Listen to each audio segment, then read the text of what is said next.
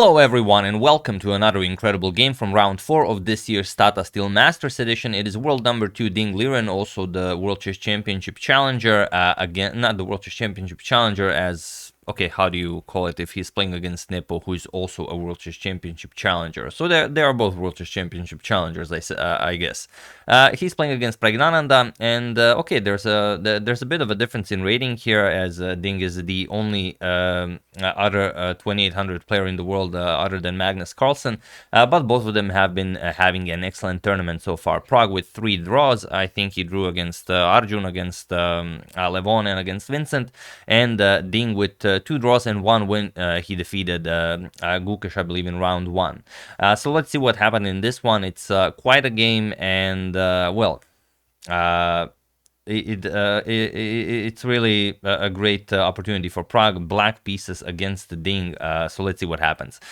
Ding opens with pawn to e4, we have e5, knight to f3, knight to c6, and now bishop to c4, going for the Italian game.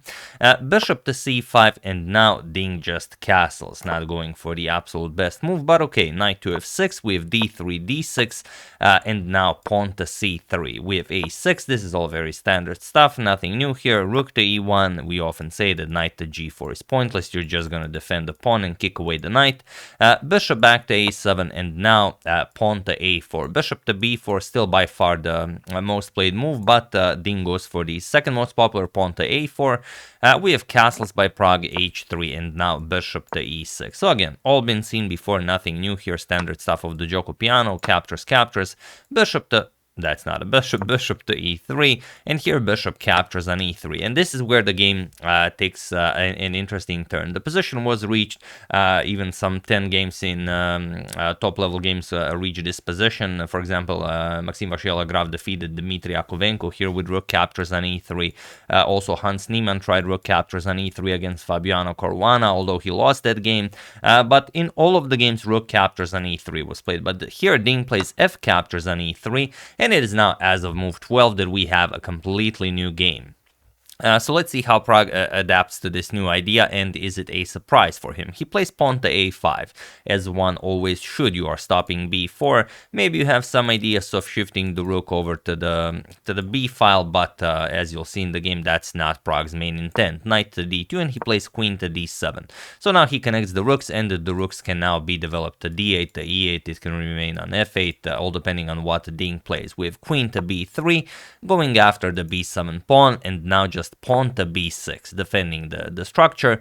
Rook a to d1, and now king to h8, unpinning from this diagonal. We have queen to b5 now, saying that if you move the knight, I'm going to trade queens, and that's exactly what Pragg does. He plays knight to d8, and he invites Ding for, well, just a beginning of an endgame. So queen captures, knight captures, and now pawn to d4.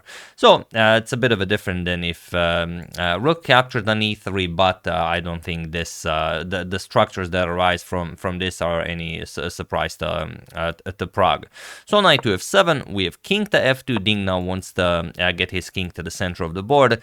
Knight to g5, offering some trades here. King e2, and knight captures on f3. We have knight captures on f3 and knight to f6. So just nicely trading down.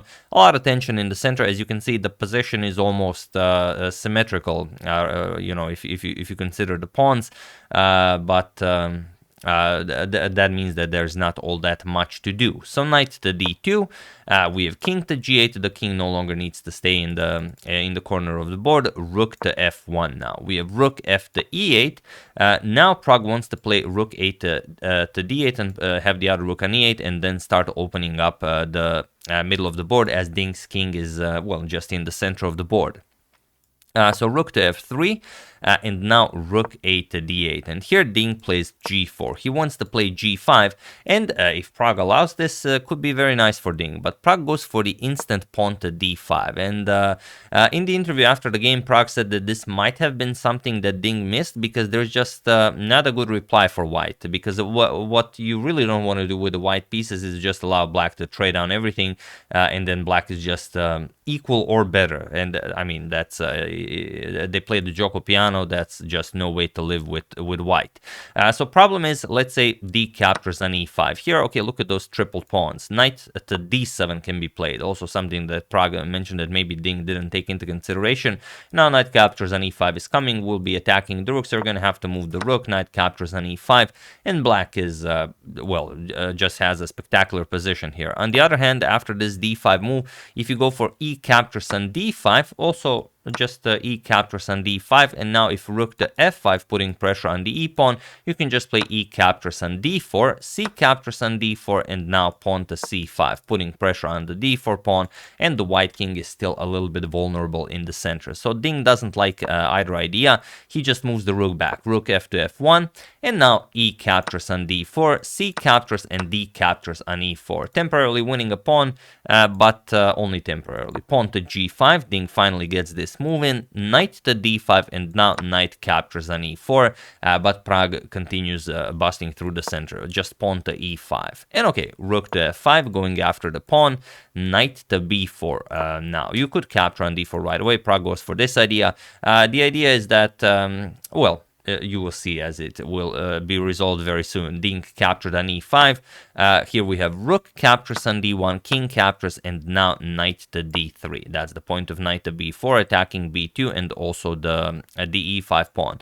And naturally, Ding will give up the e5 pawn. It's a doubled e pawn. He doesn't want to give up the b2 pawn and allow Pragg to have a passed c pawn. So king c2, we have knight captures on e5, Pragg regains material, and now knight to d2. And, okay, rook to e6 by Pragg. And if you look at the position now, Pragg could have also captured with the rook on e5, not with the knight, but he doesn't want to trade rooks. He considers his position better, as he has 2 pawn islands, Ding has 3 pawn islands, and it's going to be much harder for Ding to defend all of those pawns. So it's makes sense to leave as much attackers as possible. We have rook to f4 by Ding. Now comes rook to c6 with check. King to b1, and now knight to d3. The knight is now coming to b4, where it's just going to be a monster. We have rook d4 attacking the knight, rook to c1 with check, king a2, and now knight to b4 with check. We have king to b3, and now just king to f7. And this is the key move in Pragg's attack. The knight is placed just spectacularly here. This rook will attack the e3 pawn, and the king will attack the g5 pawn. Once it's defended, the king will attack the h4 pawn, and that will just be too many weaknesses for Ding to defend. We have knight to c4, now king to g6. The g pawn is hanging. We have pawn to h4 and king to h5 now. Knight to e5, and now rook to e1, going after the e pawn, and there's no good way to defend it. You can't push it because king captures on h4, so you have to play rook to e4, which is already a terrible square for the rook, and now just rook to h1. And now pawns will start falling. And if Ding tries to go for some sort of a passive defense with knight to f3, it doesn't really work. Just rook h3 goes after the knight, and after rook to f4 defending the knight, just knight to d5 attacks the rook and the pawn, and now you start losing material. For example, rook f7, you're going to play knight captures on e3, and now after knight to g1, because you cannot capture on g7. The knight here is hanging, so you have to move it. Let's say you attack the rook here, just rook captures on h4, and after rook captures on g7, rook b4 check. And now after king to c3, you're going to play knight to c5 check. Let's say king to d3, rook captures on a4, the c7 pawn is defended, and of course if you capture on h7, you lose the g5 pawn as well. So not a lot to do here for white. White is down 2 pawns. This is completely winning for Pragg. So Ding tries to go for an active defense. He plays knight to d7, and okay, rook captures on h4, Pragg starts grabbing material, rook to e7 now, and this is the best way to try and defend this. And now Pragg just plays king captures on g5. Also an interesting attempt was just g6, now preparing captures, because if you capture on h7 and king captures, you still have a passed g pawn, and you can never trade rooks. If rooks get traded off, then the passed pawn is just winning here. So after rook to e7, king g5 right away by Pragg, rook captures on g7, now king to h6. Now you have the passed h pawn, and you have to start pushing it. Okay, Ding also has the passed e pawn, but for the moment you cannot cross the e4 square. So rook to e7, now comes king to g5. We have knight to f8, and now pawn to h5. Of course, you will not allow this pawn to be captured. Rook to g7 check, king to f5, and now rook to f7 check. We have king to e4, rook captures on c7, and king captures on e3. Now, okay, only up one pawn, but it's the outside past h pawn. Very difficult to stop this. We have knight to g6, and here Pragg played rook to e4. They were both very low on time, so there's so much to calculate, but I will just show you rook to d4 was played. But the correct way was rook to e4. And the point is, Ding's only counterplay is to put the rook behind the passed pawn, but here it's insufficient. Now look at this, rook h7, king to d4. Spectacular. And now if the rook is captured, rook to e3 checkmate. The knight covers c2 and a2. This is covered by the rook, this is covered by the king. You will not be able to grab that h5 pawn. You're going to have to go for some checks. But look at this now, rook d7 check, king c5, rook c7 check, let's say king to d5, rook d7 check, king to e6, and now after rook to h7 you have this amazing king to f5. Now again, white cannot capture because king captures on g6, and once the knight moves, you play king to g5 and you defend your h pawn. So really incredible stuff, where instead of going after the pawn to defend it, you actually go all the way up the board and then all the way here, and then you defend it like this. Chess is sometimes weird like that. But okay, rook to d4 was played by Pragg, and this is now not as great as it takes away the d4 square from the white king, which is a crucial tempo in order to well, just continue pushing. So here Ding goes for rook to h7 right away, and now rook to d3 with check. Okay, Pragg will figure out a different way to defend the pawn. King to c4, now rook to d5. He defends the pawn this way. We have rook to e7 check, king to f2, and now rook to b7, going after the pawn here. Rook to d6, defending and attacking the knight. Knight to f4, attacks the h pawn, and now pawn to h4. So this is also a way to push. We have rook to g7. Rook to h7 also doesn't really do all that much. For example, if you play rook to h7, just king to f3 is sufficient. And now again, you will not be able to capture the pawn if rook captures king g3, and you can resign here. So there's never really a good way for Ding to go after this pawn. So he tries rook to g7, and now king to f3. We have knight to h3. This is how Ding sets up his defense. Now the pawn cannot be pushed, and the king cannot cross the g file. And now Pragg played knight to c6. This is move 59. This is a move before the second time control, and of course not enough time to calculate, but I will just show it because it's super fun. Knight to d3 is absolutely crushing here. Point is that the b2 pawn is hanging. Now let's say we play king b3. Look at this, knight to c5 check. Now the a4 pawn will be hanging as well. King c4, and now you play rook to d4 with check. King captures on d4, or you move the king, and then let's say king to b5, rook to b4 check, and then you pick up the pawn for free, as the rook will be guarding the h4 pawn. But if you capture it, just knight to e6 check, and then after the king moves, you will just trade rooks, and now of course the king and knight endgame is completely winning for Pragg. But okay, that's a lot to calculate with a few seconds on the clock. Knight to c6 was played. Now comes knight to g5 with check. King f4, Ding repeats. Knight to h3 check. Ding would be very happy with a draw here. King f3, knight to g5, king to e3 now. Pragg does not want to continue repeating moves. Knight to h3, and now knight to d4.